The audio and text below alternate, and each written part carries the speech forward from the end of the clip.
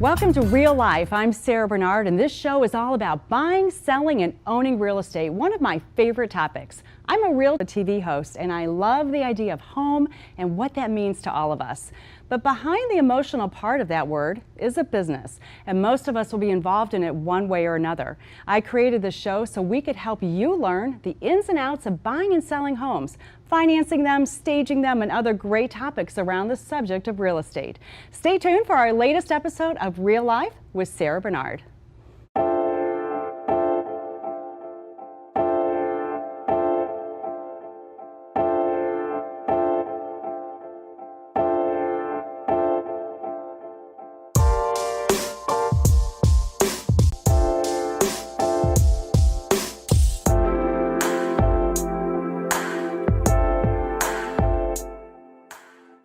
Hi, I'm Derek from Housemaster serving the St. Louis area. A thorough Housemaster inspection will provide you with a clear understanding of the condition of the major systems and accessible areas in your home.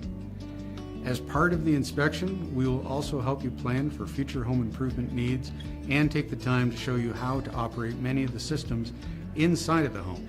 More than 3 million people just like you have had the peace of mind knowing that Housemaster performed their inspection. We look forward to serving you.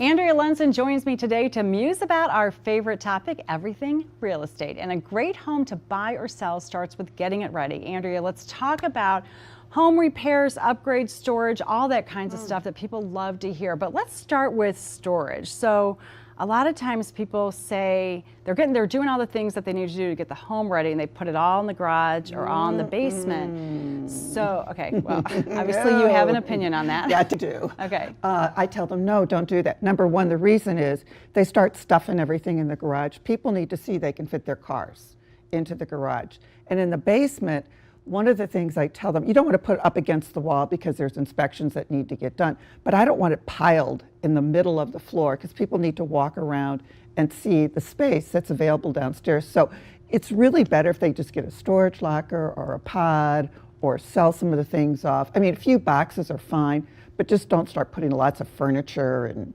mattresses and things like that. So even in an unfinished space, you want to keep that as open as possible? Less is more. Yeah, and what if someone has a completely unfinished lower level? They have nothing, no walls, it's just open storage, the whole thing. Is it okay to have stuff down there? If it's a big enough and they can keep it very organized and it looks good, then it's perfect. They have some built-in shelves, stick them on the built-in shelves. That's so much better. Okay, so organized, neat. We don't want it to look like there could be critters. Definitely no critters. Like clean boxes. Yes, I know. A lot of times people, the stairs that are going down to the basement, sometimes we recommend painting because those get so much wear and tear. Ooh, and that looks so much nicer too. And then sometimes people even paint the basement floors, because it looks so much nicer. Same thing with garage floors. I know men love an updated garage floor. Okay. I mean, so that's a good thing to do before you sell. Again, it's your price point, what you want to be. But as much as you can clean and look organized, the better off you are. What about drywalling garages? Is that something that you feel is important? It's not a biggie for me. Okay. I mean, it really isn't. Recently, we just did a house, and he's going to drywall the whole basement.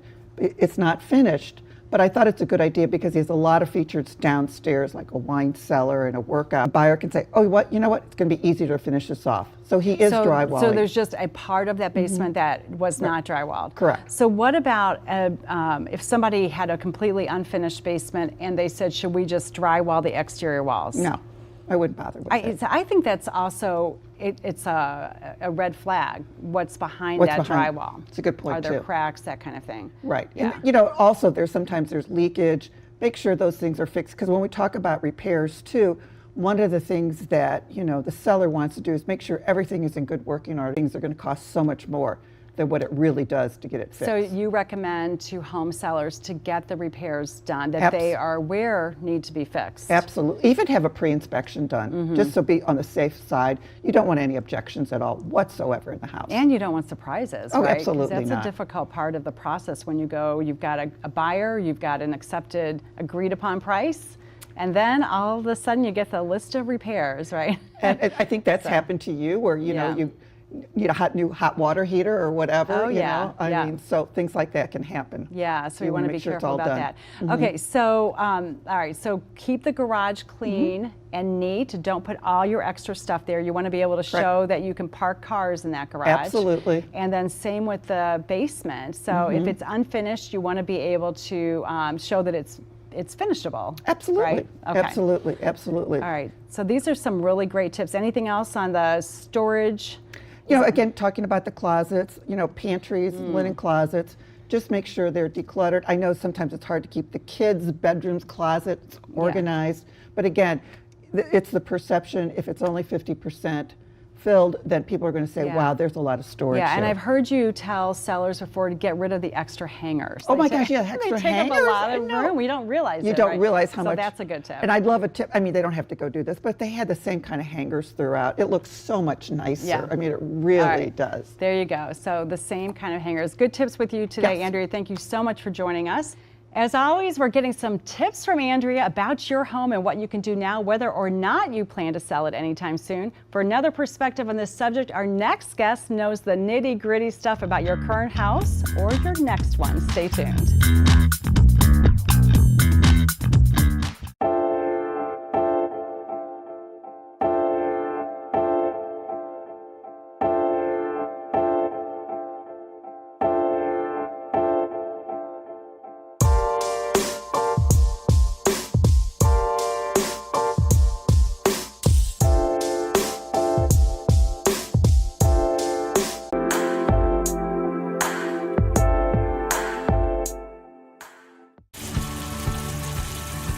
When fire and water threaten your home, hand the cleanup over to the team that stays with you every step of the way in your journey back. 1-800-SERVPRO and ServPro.com, like it never even happened. Hi, I'm Derek from House Mounting of the condition of the major systems and accessible areas in your home. As part of the inspection, we will also help you plan for future home improvement needs and take the time to show you how to operate many of the systems inside of the home. More than 3 million people just like you have had the peace of mind knowing that Housemaster performed their inspection. We look forward to serving you.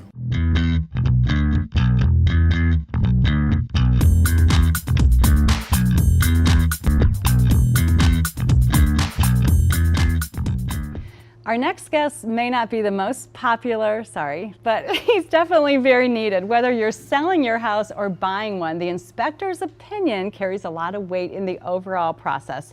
Chad Bora runs a home inspection business, and he's here today to help us understand more about what really goes on behind the scenes in the inspection world. So welcome, Chad. I'm so glad you could join us. I mean, I know you are popular. Actually, you're very likable. Everybody I know loves you. But truly, the inspector, it's kind of a dreaded word, dreaded person to both the seller and the buyer, right? Yeah, I would say it's easily the least favorable part of the transaction. It's hard. It is. There's a lot of emotion on both sides and a lot of uncertainty. Yeah, a lot of people think it's the price, agreeing to a price, but that's usually the easier part. Right. Because in the inspection process, for the buyer, you're coming up with a list of everything that's wrong with the house, right? Yep. And so they get nervous, and the seller's like, well, this house is perfect for me. That's not wrong, right? You Yep. get that. Yep. The seller, I think, there's a number of things playing in. They're worried about what we're going to find out. They're worried just having us in their home. Yeah, right? sure. It's invasive. The buyer oftentimes can be interested in finding everything we can about the house. Right. And the other buyer is scared to death that we're going to find anything about the house. Yeah. Right? And not. Because they love the house. They love the house so much They're that- already emotionally connecting, and they don't want to know that there's a problem. That we represent a threat no matter what. Yeah. Kind of like dating, actually. Now that I'm thinking about it, we don't want to know the bad stuff because you look so good, right? Well, that's exactly it. I mean, I think the inspection, we call it the moment of truth, and that may seem extreme, but that's what it is. There's so much emotion wrapped up in it, right? Yeah. That you have a vested interest, and you have to pay someone to be objective there. and give you the information you have to be confident moving forward. Yeah, so, you know, a lot of people blame the inspector for ruining the deal, right? Yep. So does that happen, and how do you feel about that? Well, I think it does to a certain extent. There are some inspectors, I mean, we're put in a tough position, so it's natural for the inspector sometimes to start covering themselves, right? Becoming very defensive and wanting to find, they painting things in a very negative light. And so when a buyer hears that, but the majority of the time, I would say that it's just a matter of, you know, it's an opportunity to get out. Yeah. As much as it is, it's just a doorway or avenue out for the buyer once they have the info. Yeah, because what a lot of people don't realize is that that's typically, on most real estate contracts in most states, that's an opportunity where the buyer can change their mind. And it's usually the only opportunity Right. in a contract. So they are still maybe on the fence, and that's part of the problem, is it becomes a very important week of time when things could go a different direction for Yep. both the buyer and the seller. Yeah. So what about a seller bringing in a home inspector before they put their home on the market? That's become more popular. Is that something that you recommend? Highly, and I'm excited that it's becoming more popular. I mean, you mentioned it early on, but as soon as you have the weight shifts to the buyer Yeah. in the negotiation.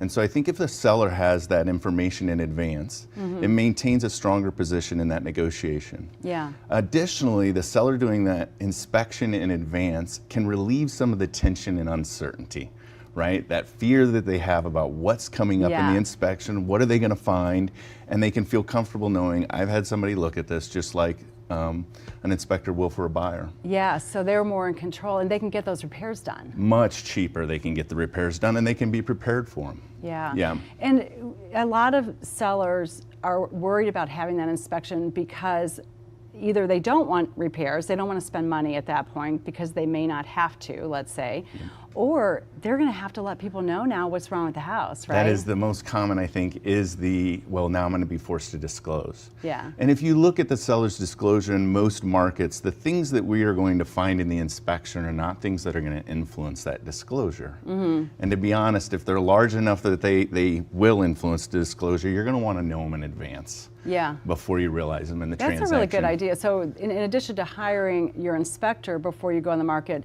get a copy of that seller's disclosure so you know exactly what you have to say about your house. Right, because I think it's really a good move to keep that information to yourself. Like, I don't recommend doing a lot of repairs based on our pre-listing or pre-sale Okay. inspection, because I think it's important to leave some deficiencies in things, and that's one of the things that makes people hate us. Okay. So if the deficiencies are still there, they're not going to look as hard to find that next thing. That's interesting. So leave a few things, because if the inspector for the buyer is not finding anything, they're going to dig even deeper. They're going to dig even deeper, and you're prepared to negotiate. You're prepared to see what they come back with. And another element that oftentimes if you disclose the pre-listing inspection or share it, Yeah. then it becomes like two inspectors having a competition on who can inspect the home better. So you don't agree with releasing that information before going to market? I think there's lots of ways you can go to market, but that's the way I would normally do it, from an inspector's perspective, is keep that information Okay. as a seller close to my chest. Okay. And then when they start playing their cards in the negotiation, you have a much stronger position to say, I respect your position, but we've had a professional do this as well, and we've got estimates in advance. Your Yeah. request for $10,000 is silly. We're going to get it done for $2,500. Right, because we've already done that homework, right? That's yeah, right. exactly. Yep. Okay, so how do you find a home inspector? We have about 30 seconds left. What's the best way to find? I think the best way is through the real community and through your realtor. You're trusting the realtor to guide you through this transaction, and it's important to leverage their experience with inspectors in that community to know Okay. who does the best So job. tap into that real estate network. Yep, All right, for sure. perfect. All right, Chad, thank you so much for joining us today. You're always a font of information, and you'll be more liked because of it. Thank you for having me. Yeah, of course. Chad Bora knows his stuff, and I'm glad that you had a chance to meet him today. Don't go away, because I've got a brother and a sister that you'll want to know who are going to talk to us about buying a family vacation home. Stay with us.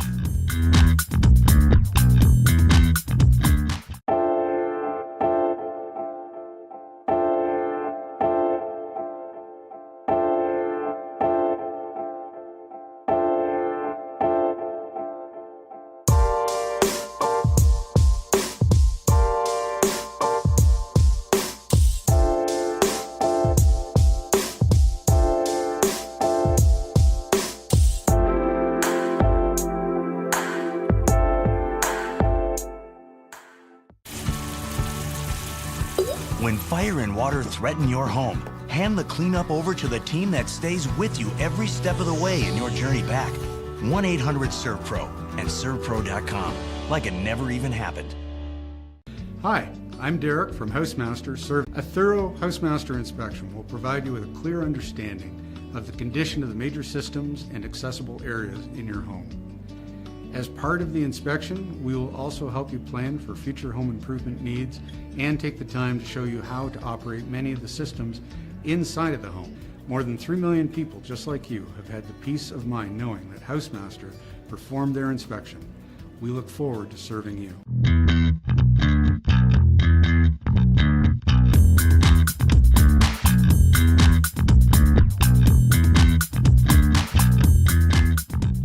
Buying a home in any couple of siblings who recently joined together to buy a family vacation home. Welcome, Penny and Chip Wagner. And Karen Kelly's joining us again. Karen is a realtor who has worked a lot with families on vacation homes. So this is a great conversation. So you guys are brother and sister, and there's other siblings in the mix here. There's two more, right? Two more. Right. Two more, and mom and dad, and you guys decided to buy a vacation home. So how did you arrive at that decision? You know, we talked about it for several years, and you know, really with the pandemic, we like to travel a lot as a family, and we all do get along, and we love each other a lot. So, that's awesome. you know, there was not a lot of travel going on, and so we started talking about, okay, could we make this a reality, and what does that look like? So that was kind of our goal, was let's start looking and see if we could do something that would, you know, benefit our entire family for generations. There's 7 grandkids. Yeah, and the kids, I didn't even mention the kids. So that was really important and grow, and it was perfect timing with the pandemic. So we kind of, from there, put together this list of what we really wanted, what was needs versus wants, especially to be conducive to that kind of goal that we had. Picked the region, the area where we were looking, and then just really started narrowing down from there. And who of the siblings took the lead? You know, we met certainly to get those wants and needs. I ended up just, based on my schedule, view more properties, but you know, we would really qualify them before based on, again, those wants and needs, because that's really important when you have you know, you have multiple people, you've got to respect, you know, others' opinions and things. Makers, right? And did you all have equal weight in the decision? We did. We did. So. It was. You have to be really respectful to each other of what the needs and wants would be. Got a little emotional, emotionally tied to some of the options we were looking at, and then we'd have to sit down and go through that list again. Like, did we really want this, or?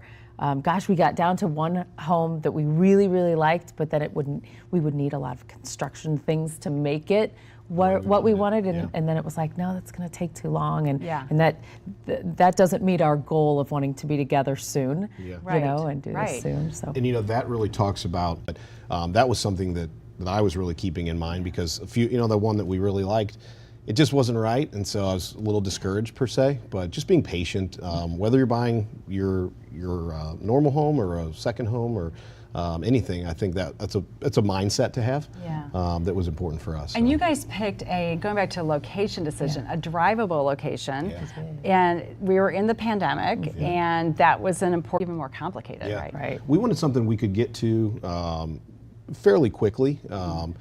It was a lakefront that we wanted to be on. There's a lot of options for that anywhere, but we chose one that was maybe a little less of the exciting place, but a little more of the comfortable and just a place we could go and enjoy, and you know, let the kids, you know, run around outside and just be together. Well, and I know that we talk to clients all the time about decluttering and depersonalizing to make the space. Yeah, that was really interesting, because it does start turning your mind when the home is staged a certain way or has certain contents in it. See the home, right? Yeah. So we would go, when we first bought the home, we'd start taking things down, because we bought it as is with all of the furniture, with furniture and everything, you know. With the clutter. And so we'd like take things down and we'd be like, okay, how does this feel? You know, how does this feel? And we had, you know, so we want this to be like the ultimate girls weekend kind of a home too, you know. So does this work with kids and for fun girl weekend? You know, girls versatile, trips and yeah. things. And Really make that it brings versatile. up a good point. A lot of vacation homes are purchased with all the contents. That's not Yeah. uncommon. So we did have to like put that aside. Say, no, that might not be our taste, Yeah. but it'll be okay. You know, We're we still can taking things out. And I really love these contents, but I love the house, love the location. You do. But I You just do. got to deal with all this stuff too. So Exactly. you're taking the seller's role Yes. to a certain extent. Absolutely. Yeah. Absolutely. Yeah, that's an interesting point. So now that you're there, you're settled in, what's like? Does it work well, everybody together? You know, it really does. You know, we've got just some basic framework kind of ground rules, like, hey, let's keep it clean for the next people, right? Okay. But I'll tell you, we haven't even been there in the summer yet, and we keep having all these fun times, you know, in the winter, Yeah. and people keep saying, and we keep saying to ourselves, we haven't even had a summer here yet, Yeah. you know, and it's going to be so fun. But you know, we're thrilled with just everything that really came with it, and it's really allowed our family to continue to be together. And hey, who's going to the lake house this weekend? That's awesome. Things like That's that, so fun. Well, thank you guys so much for being with us, and thank you, Karen, for joining us as well. Making a big purchase.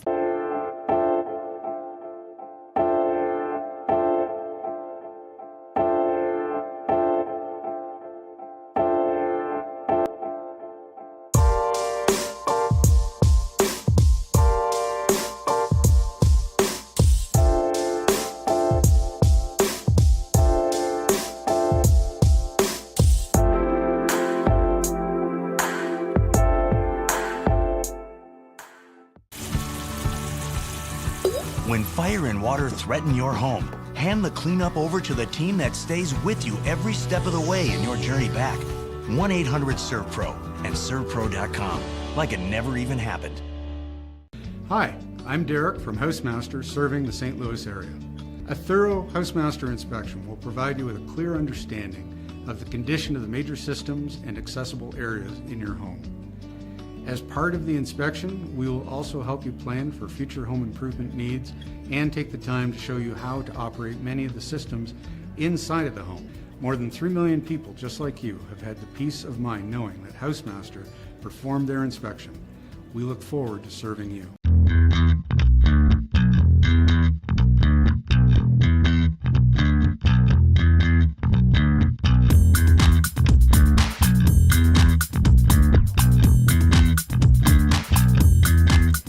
Welcome back. I'm Sarah Bernard, and this is a typical bookcase that we find in every house, just about, and it's where people put their stuff. But when you go to sell your home, you're going to want to lighten it up, and it's actually a great idea too, because you want to start packing things away for the move.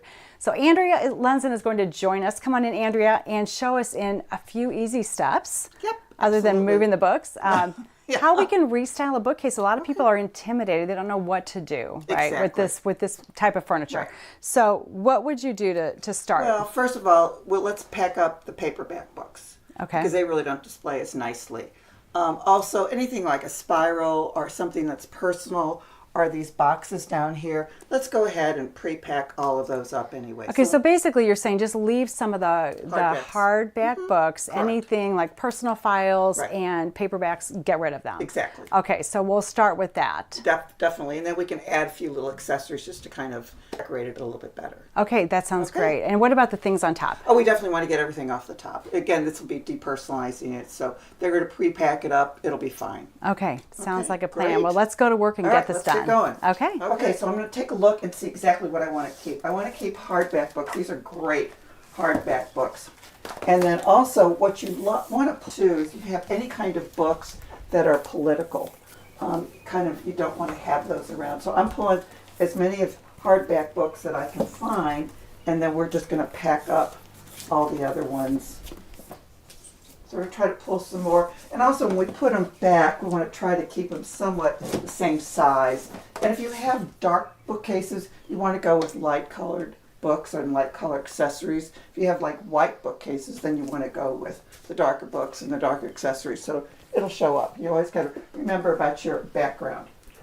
I think that's good for this shelf. Okay, so we want to get rid of all these personal things that probably like family photos. But anyway, this is all personal. You don't want anybody going through your personal items by any means at all. Yeah, this looks like it's all family type photos. think it's always good to set up a little bit of greenery on your bookshelf because it adds some color. Now we're going to go back to the hardback books that we pulled out to use. And I'm going to kind of use this kind of like as some artwork too because I think it's really pretty. So also you kind of want to set your books up so they're not all the same direction. I'm going to grab a few more hardbacks over here. And then we want to put something in the center, kind of that little bit of accent look. And that looks cute. So what I did is I left some of these books because they were the perfect size, but as you can see I kind of turned them here. And then you know what? Just got some more books here. We're going to put right here, kind of angle them. And I think I need another little accessories. How about a clock? There we go. So we still got some big hardbacks, so I think they're going to work best. Just down here, don't worry about the bottom shelf that much, and just let's top it off with a little bit of greenery. Okay, so Andrea, this looks amazing. You've done a great job as usual, and really, she made it look pretty darn easy, didn't she? Except now we've got to do the hard part because we've got to clean up the mess that we made, but that's okay. We've got that covered. So you all keep coming back. We're gonna just do a little cleanup here, and we'll see you next time. Okay. Bye.